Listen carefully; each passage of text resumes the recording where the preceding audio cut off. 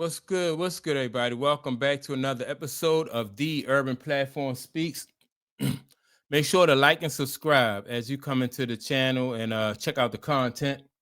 And with that being said, man, I want to go back and talk about this beef with Angel Reese and Caitlin Clark, and not really the beef, but the unintended results that this beef really it caused, right? Now remember LSU and Iowa, they played in that championship game. LSU beat Iowa.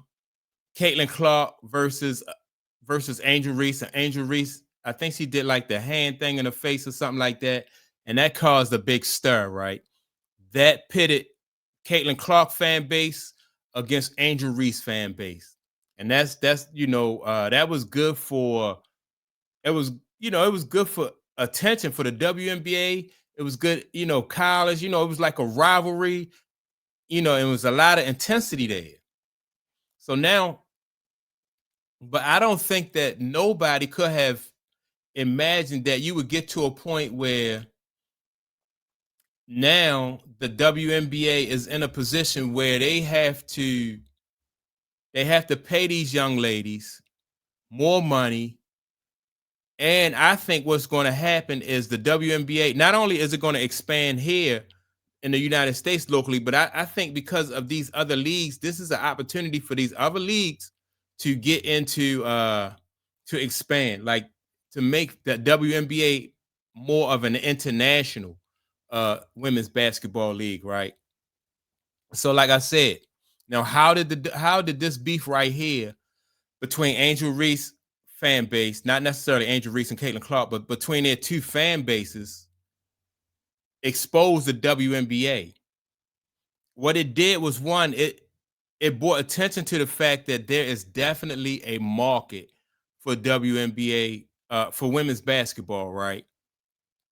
Which basketball experts, the NBA and the WNBA already knew that there was room for growth, and so they were trying to say that, well, ticket sales ticket sales haven't been this or that, um attendance ratings haven't been all that good, so we can't expand the league. I think really what they wanted to really do is just keep the league at a certain.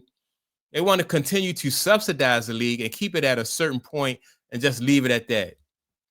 They didn't want to have this league be an international league.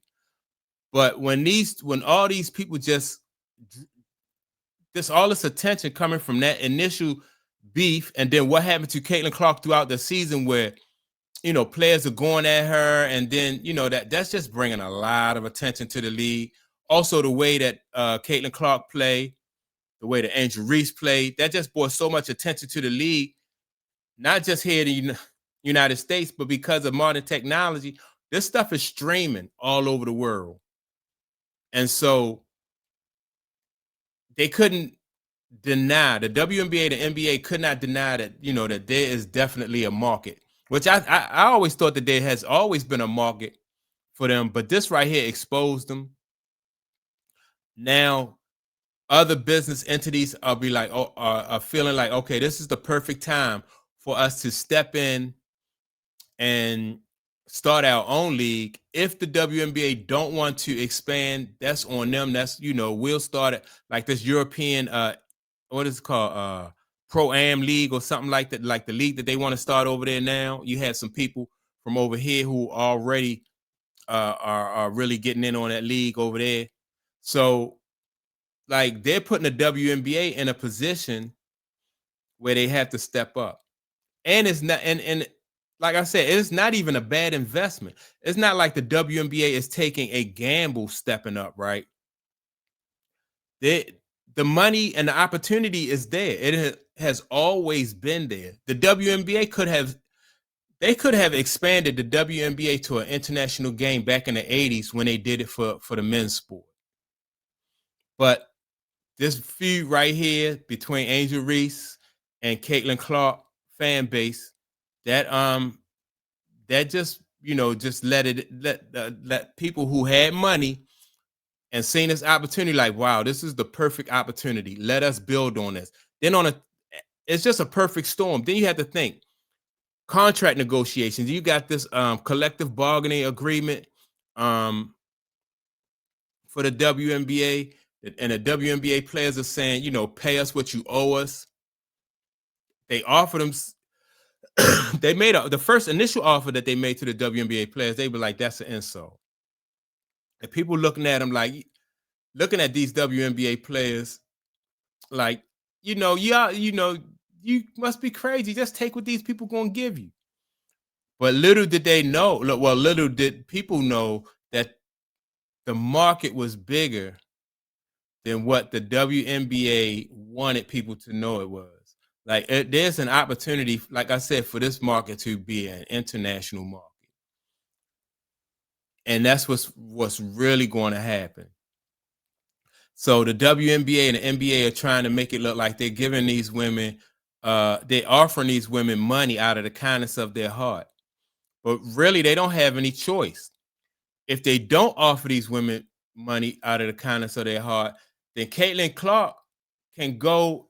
I hear that there's $100 million offer on the table for her to go somewhere else.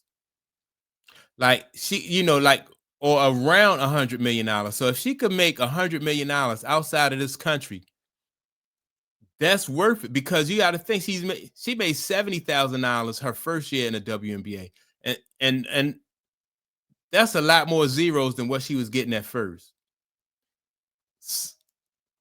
And it'll be the same thing as like when I'm gonna give you two examples. Like when the USFL came to compete with the NFL, the USFL offered players coming out of college, like Herschel Walker, what's the guy named Steve Young. They offered them like astronomical amounts of money, right?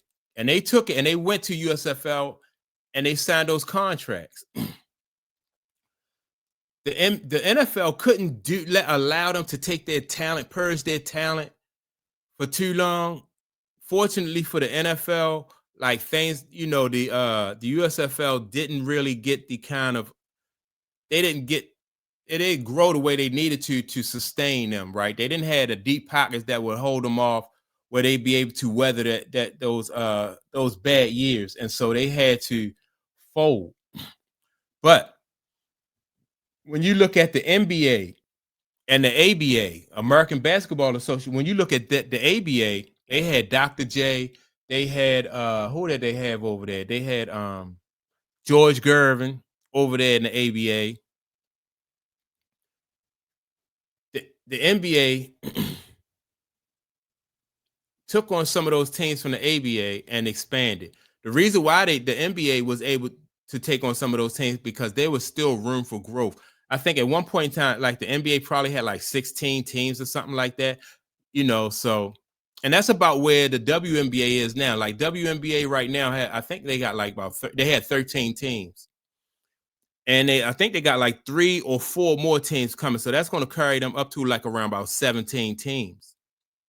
But even with that being said, they still have room to go up to like I'd say about 24 teams or so like that. So they can take a few teams. Like if this international league starts up, they can take on like 4 or 5 teams from the international league, which I'm telling you, I think this is going to happen. They're going to take on a few teams from the international league, and they're going to merge and be a part of the WNBA.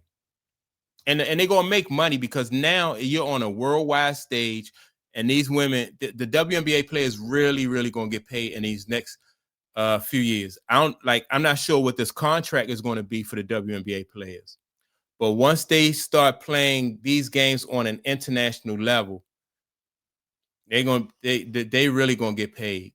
And this is all started with Angel Reese and Caitlin Clark, that championship game in college, when Angel Reese did the hand gesture thing to Caitlin, and Caitlin fans lost their mind, and that all started. This right here is a result of that unintended, like that beef just These are the unintended results of that beef between Caitlin Clark and Angel Reese.